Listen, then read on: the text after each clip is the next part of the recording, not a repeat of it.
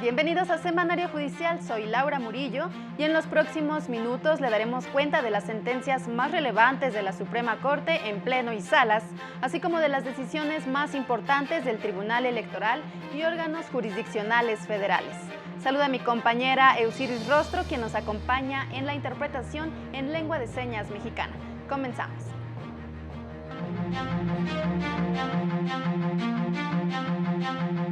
La Corte invalidó disposiciones de Oaxaca que definían el tipo de consulta que se podría realizar a comunidades indígenas y afromexicanas.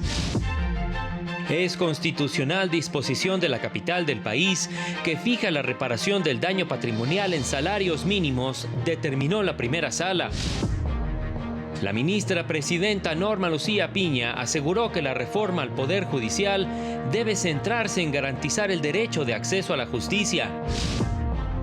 Personas juzgadoras anticipan que acudirán a instancias internacionales para defender sus derechos en caso de concretarse la reforma judicial.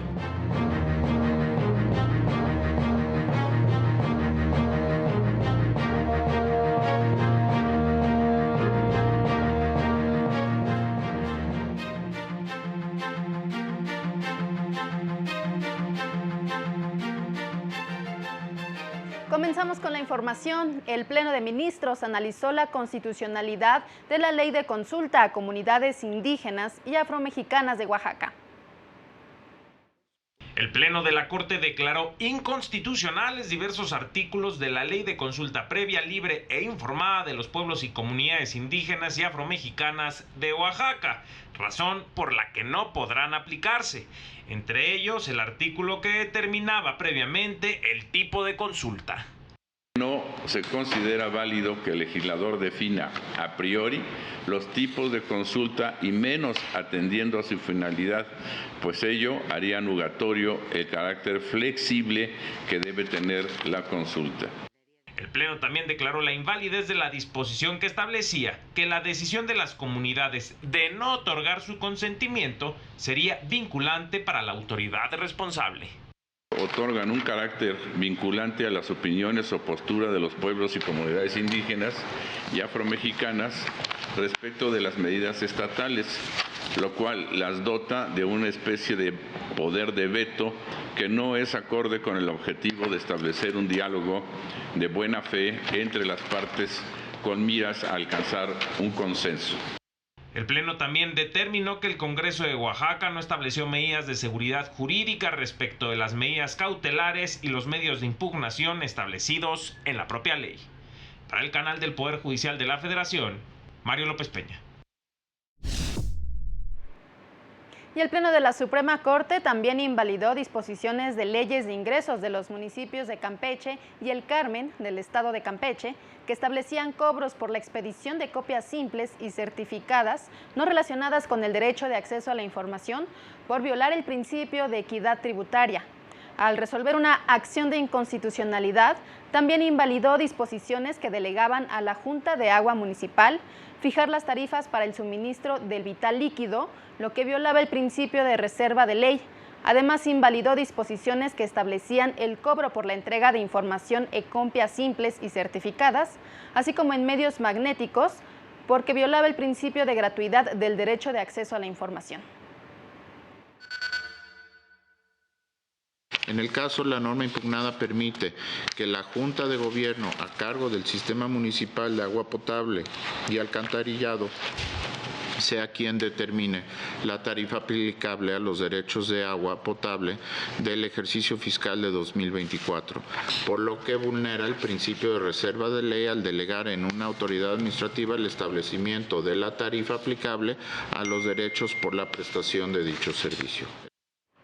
En otro asunto y conforme a precedentes, el Pleno invalidó dos fracciones del artículo 22 de la Ley de Ingresos del municipio de Acuña, Coahuila, que establecía el cobro por la expedición de permisos para construir o remodelar pozos de extracción petrolera, pues los congresos locales carecen de facultades para imponer contribuciones en materia de hidrocarburos. En primer lugar, porque de conformidad con los artículos 25, 27, 28 y 73, fracción décima de la Constitución Federal, la Rectoría del Desarrollo Nacional el control de la exploración y extracción de hidrocarburos, así como la legislación sobre ese tópico, corresponde a la competencia federal. Y la primera sala de la Corte resolvió asuntos en materia de cambio de situación jurídica y reparación del daño patrimonial. La primera sala de la Corte determinó que es constitucional el artículo 1915 del Código Civil de la capital del país, que establece como parámetro el salario mínimo para calcular la indemnización por reparación del daño en casos de muerte, incapacidad total o parcial permanente, total o parcial temporal de la persona afectada. Al resolver un amparo en revisión, determinó que es válido dicho parámetro sin incurrir en un vicio de constitucionalidad en términos de la reforma de 2016 al artículo 123, que creó la UMA, pues una norma puede hacer uso del salario mínimo en lugar de la unidad de medida, en atención a las propias finalidades y naturaleza del salario mínimo. Ello es así, pues lo que se pretende compensar a través de la indemnización por daño patrimonial es una capacidad de trabajo perdida por la incapacidad o muerte de una persona.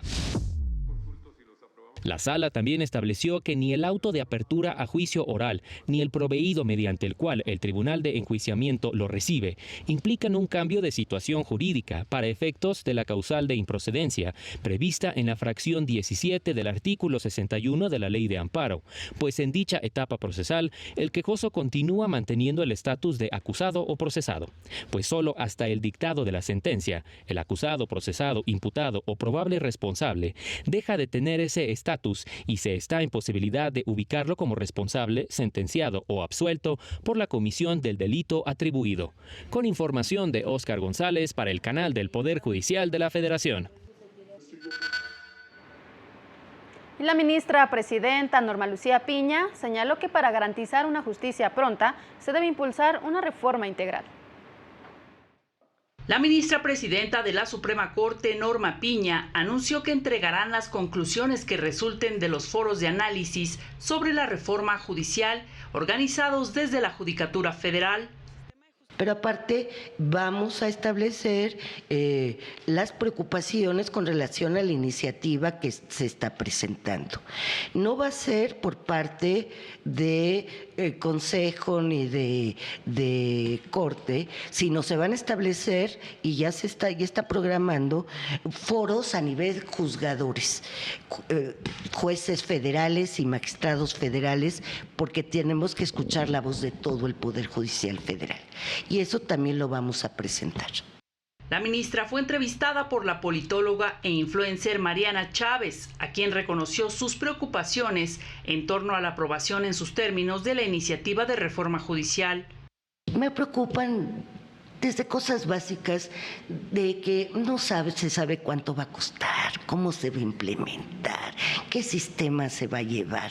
O sea, la misma operatividad me preocupa.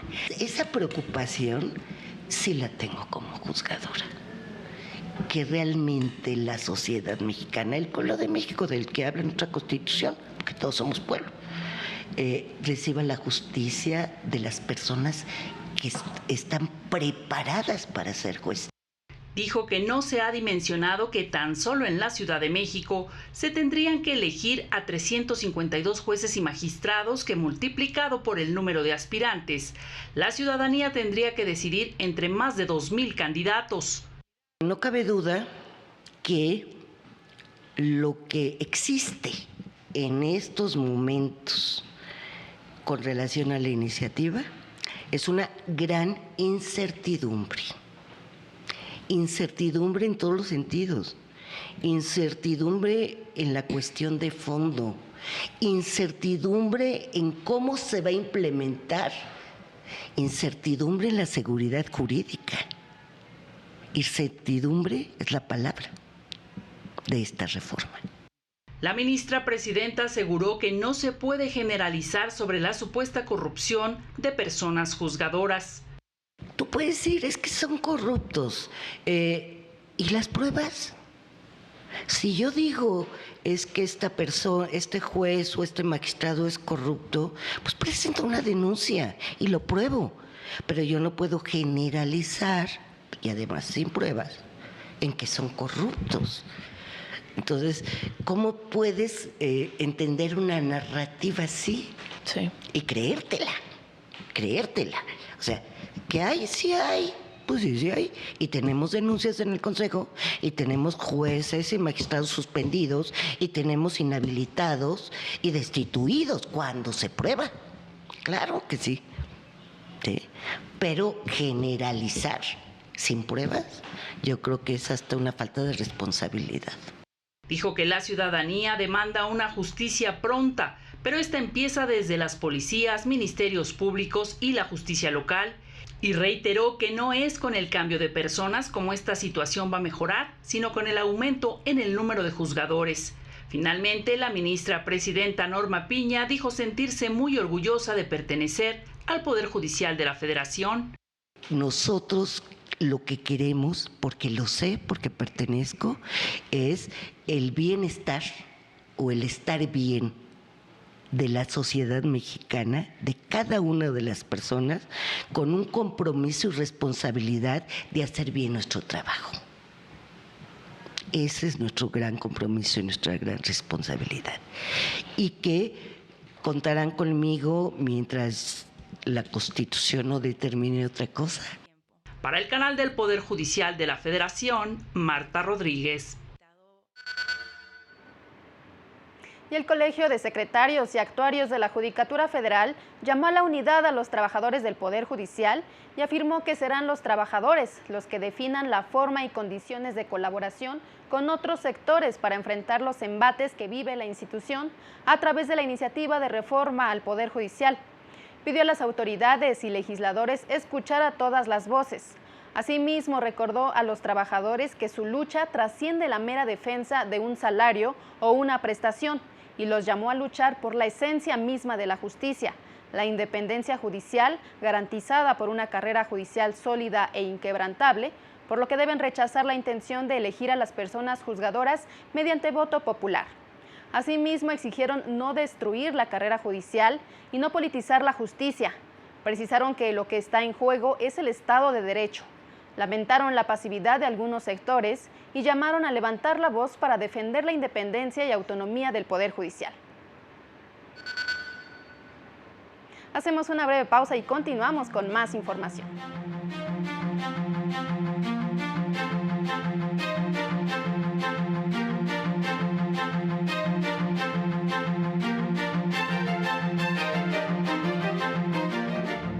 Al regresar, realizarán foros de análisis desde la Judicatura sobre la iniciativa presidencial de reforma judicial.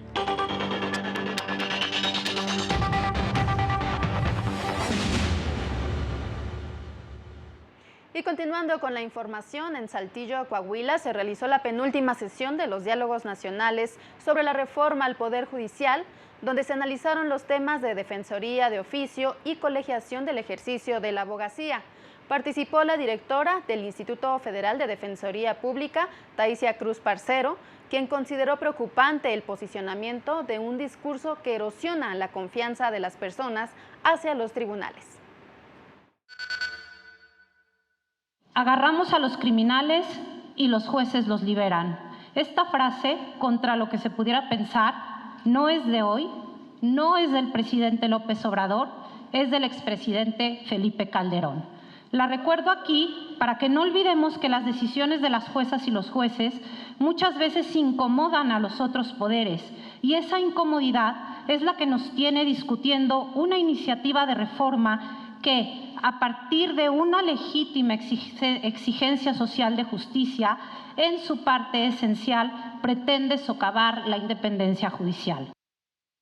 Por su parte, el consejero de la Judicatura Federal, José Alfonso Montalvo, lamentó que en estos diálogos se ha otorgado poco tiempo a integrantes del Poder Judicial de la Federación para demostrar los riesgos que la propuesta de reforma representa para la seguridad jurídica y la economía del país.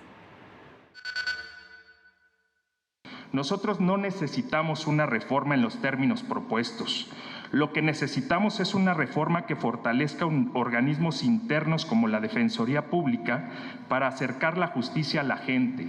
Lo que necesitamos es contar con un presupuesto suficiente y seguro para ampliar y capacitar a nuestra plantilla de defensores públicos y asesores jurídicos para atender a los usuarios de primer contacto. Durante la conclusión de los diálogos, legisladores no descartaron realizar ajustes a la iniciativa presidencial de reforma al Poder Judicial. Nosotros somos independientes y vamos a defender eso siempre. Mexicanos, yo les hablo a todos ustedes, tienen jueces en México y juezas. Yo soy una juez de carrera judicial y soy incorruptible. Y si no, presenten las pruebas en mi contra y me voy, porque así tienen que hacerse las cosas. La jueza de distrito, Marlene Ángeles, se integró con este reclamo a la última sesión de los diálogos nacionales para las reformas constitucionales al Poder Judicial en Culiacán, Sinaloa. Ingresó al foro en representación de trabajadores del Poder Judicial Federal que se manifestaron en el exterior del Congreso local. Ernestina Godoy, senadora electa y quien sería consejera jurídica de la Presidencia de la República, y el coordinador de Morena en la Cámara de Diputados, Ignacio Mier, coincidieron en que habrá modificaciones a la iniciativa de reforma. No se trata de que no va a haber movimiento, ni un punto ni una coma. Va a haber mucho movimiento. No podemos caer en el misticismo puro de lo intocado, pero tampoco en el liberalismo a ultranza de modificarlo completamente todo. Ricardo Monreal, coordinador de Morena en el Senado, anunció que se trabaja en un proyecto para transformar la Procuración de Justicia, pero que no sería analizado en esta legislatura. Estamos junto con el fiscal Hertz, fiscal general de la República, elaborando un proyecto en materia de Procuración de Justicia que no está contemplado en la iniciativa enviada por el presidente de la República, pero que contempla desde modificaciones al artículo 19 en materia de prisión preventiva hasta la relativa a la extinción de dominio, una reforma a la Ley Federal de Armas de Fuego, también sobre las desapariciones forzadas. El 22 de agosto próximo, la Comisión de Puntos Constitucionales de la Cámara de Diputados discutirá y votará el proyecto de dictamen sobre la reforma constitucional al Poder Judicial. Para el canal del Poder Judicial de la Federación, Mario López Peña. Y aprobar la reforma judicial en sus términos sería un grave error, pues eliminaría la independencia judicial, consideraron personas juzgadoras.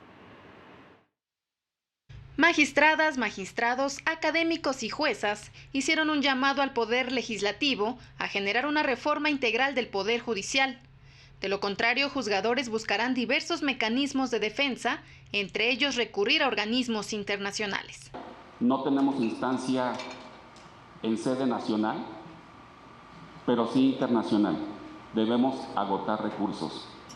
La segunda, tenemos una alternativa que se llama paro nacional. Pareciera que el paro nacional es inminente porque es lo que se desarrolla en el ámbito político. Peticiones de medidas cautelares ante la Comisión Interamericana de Derechos Humanos. Y segundo, si este asunto prospera, que esperemos que no, está la instancia jurisdiccional de la Corte Interamericana de Derechos Humanos. En el foro nacional al que convocó la Asociación Nacional de Doctores en Derecho, reiteraron el grave error que sería la aprobación de la reforma en los términos actuales. La principal consecuencia, sin lugar a dudas, será la eliminación de la independencia judicial. Sin independencia judicial, no podemos hablar de controles de actos de autoridad o de actos autoritarios. Hay que idear esquemas para que todo lo que hemos avanzado desde el año 94-95 en términos de carrera judicial no se pierda. Podría hacerse a la francesa una suerte de Escuela Nacional de la Magistratura. Las cámaras entrantes vuelvan a abrir un espacio de reflexión para que no vayamos a este abismo en donde ni siquiera está claro cómo se van a llevar a cabo las elecciones desde el punto de vista electoral, no está claro el presupuesto, no está clara la logística. Lamentaron que en los foros organizados por el Congreso no se ha dado voz a las víctimas y poco se ha abordado el tema de la seguridad pública. ¿Saben cuántos asuntos han ingresado en ese 2023? 1.474.355 asuntos. Esto, obviamente, habla del gran problema que tenemos en el país y por lo que inicié la mención de que no puede ser la solución a un problema el cambio de los juzgadores cuando el problema radica en el número de conflictos que hay en la sociedad.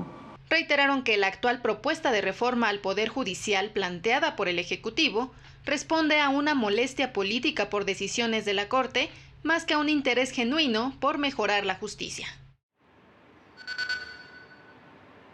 Y a partir de la próxima semana, la Escuela Judicial realizará una serie de foros de análisis de la iniciativa presidencial de reforma judicial desde la óptica de la judicatura. Con el propósito de generar un espacio de encuentro y reflexión para integrantes del sistema judicial federal y local, así como para la sociedad civil, el Poder Judicial de la Federación, a través de la Escuela Federal de Formación Judicial, realizará jornadas nacionales en las 32 entidades del país para analizar la iniciativa de reforma al Poder Judicial. Pero al día de hoy no ha habido un evento particular que muestre un espacio de reflexión desde la judicatura y que básicamente permita analizar desde una perspectiva técnica de la mano de los y las juzgadoras de este país, de la mano de los participantes que integran la carrera judicial, este proyecto de reforma al Poder Judicial.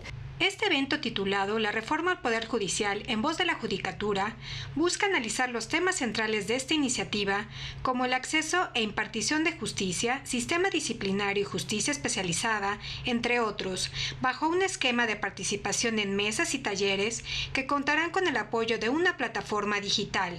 Son 6 temas a partir de los cuales buscamos detonar esta reflexión. Por un lado, estamos trabajando el tema del ABC de las reformas estructurales. Uno de los temas que mayormente ha sido discutido en estos foros tiene que ver con la necesidad de generar reformas progresivas, reformas incluyentes, reformas que logren la mayor participación ciudadana. La información y propuestas presentadas en las jornadas por personas juzgadoras, miembros de las barras y colegios de abogados se verán reflejadas en un documento de análisis que será de dominio público. Desde estas 3 fuentes que acabo de describir, el cuestionario, el documento de análisis de la reforma y las relatorías del foro, es que la escuela integrará el documento de análisis final de esta reforma. Para el canal del Poder Judicial de la Federación, Rosy García. Y a partir de la próxima semana, la Suprema Corte también iniciará intensas jornadas de análisis de la iniciativa presidencial de reforma al sistema de justicia. Este lunes se pone en marcha el Encuentro Internacional sobre Independencia Judicial, Reflexiones desde la Judicatura, evento que será inaugurado por la ministra presidenta Norma Lucía Piña. Se realizarán mesas de análisis sobre temas relacionados con la independencia judicial, los desafíos que enfrenta la judicatura y la protección de derechos. Y la Defensoría Pública Federal dio a conocer que el juez 10º de distrito en el estado de Morelos determinó que las autoridades del Ceferezo 16 incumplieron con la suspensión dictada en el juicio de amparo 21-2024, en el que se le cuestionaron las omisiones de la autoridad penitenciaria para garantizar la integridad y salud mental de las mujeres privadas de la libertad. Dicha autoridad inobservó la medida cautelar, pues negó dicha atención a una interna de iniciales Sabo, quien presuntamente se suicidó. Ello a pesar de que la Secretaría Técnica de Combate a la Tortura evidenció la violación de los derechos a la vida e integridad personal de la afectada, por lo que se determinó que la autoridad no le proporcionó la atención adecuada. El juez dio visita al Ministerio Público de la Federación para que investigue el incumplimiento de la suspensión y se sancione a los responsables. Por otra parte, una jueza de distrito del Centro de Justicia Penal Federal en Xochitepec, Morelos, resolvió 2 recursos a favor de las mujeres internadas en el Ceferezo 16, ya que se violó su derecho humano de acceso a una asistencia jurídica efectiva, por lo que ordenó no impedir el acceso a dicho penal a los defensores públicos federales, salvo por circunstancias que pongan en riesgo al sistema federal penitenciario. Y en el semanario judicial de esta semana se difundieron 33 criterios de diversos órganos jurisdiccionales federales. En el caso de la Suprema Corte se publicaron 4 criterios de la segunda sala. 3 criterios tienen por rubro aportaciones patronales en los ramos de cesantía en edad avanzada y vejez, los artículos 168, fracción segunda, inciso A, y segundo transitorio del decreto de reforma de diciembre de 2020, no viola los principios de proporcionalidad y equidad tributaria. Además, al prever una tarifa progresiva para calcular el pago respectivo, resulta adecuado y proporcional. También dio a conocer un criterio sobre procedimiento de conciliación prejudicial. Es innecesario agotarlo cuando se demanda única y conjuntamente la designación de beneficiarios de una persona trabajadora fallecida y la entrega del saldo de la cuenta individual del SAR. De plenos regionales se publicaron 6 jurisprudencias sobre temas relacionados con auto inicial en el amparo indirecto, sustracción a la acción de la justicia y juicio contencioso administrativo federal, entre otros. En tanto que de tribunales colegiados se publicaron 23 tesis aisladas que abordan temas de competencia en materia laboral, corte de suministro de energía eléctrica y declaración de ausencia, entre otros. Y es momento de hacer una nueva pausa.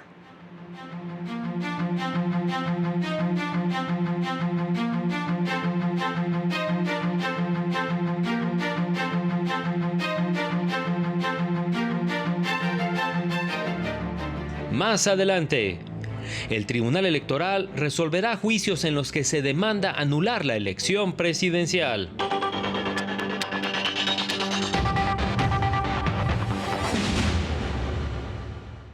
La Sala Superior del Tribunal Electoral resolvió los juicios en los que se impugnaban los cómputos distritales de la elección presidencial. El Tribunal Electoral del Poder Judicial de la Federación confirmó los resultados de los cómputos distritales de la elección presidencial que dieron el triunfo a Claudia Sheinbaum Pardo. La Sala Superior resolvió los 240 juicios de inconformidad que fueron presentados principalmente por el Partido de la Revolución Democrática. La magistrada Yanine Otárola Malací y el magistrado Reyes Rodríguez Mondragón propusieron anular la elección en 66 casillas de diferentes distritos al considerar que las mesas directivas que recibieron la votación fueron integradas de forma indebida, como lo alegó el PRD. Se acredita en un análisis de fondo la indebida integración de las mesas directivas en 37 casillas impugnadas, cuya votación se propone anular. En consecuencia, se propone modificar los resultados. En algunos casos se acredita la irregularidad denunciada, toda vez que alguna de las personas que integró la mesa no se encontraba en efecto en el listado nominal de electores correspondiente a dicho distrito.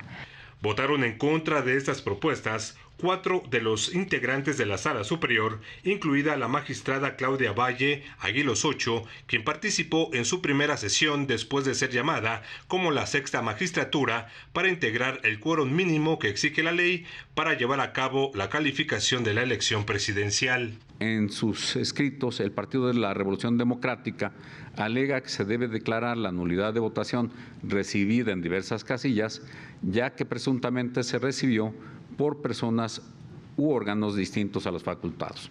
Pero el partido político solo identifica el número de la casilla impugnada y el cargo del funcionario que cuestiona. Es decir, omite señalar el nombre completo de la persona que presuntamente integró indebidamente la mesa directiva de casilla. Las 6 magistradas y magistrados coincidieron en desestimar las demás causales de nulidad que presentaron los partidos políticos, en especial el PRD, por falta de pruebas y que tienen que ver con el cambio de sede de las casillas, violencia generalizada e intervención del crimen organizado, entre otros. En consecuencia, en los proyectos de la cuenta, en cada caso se resuelve único, se confirman los resultados contenidos en las actas de cómputo distritales de la elección de la presidencia de los Estados Unidos mexicanos. De los 240 juicios de inconformidad presentados, la Sala Superior desechó 78 al acreditarse alguna causal de improcedencia.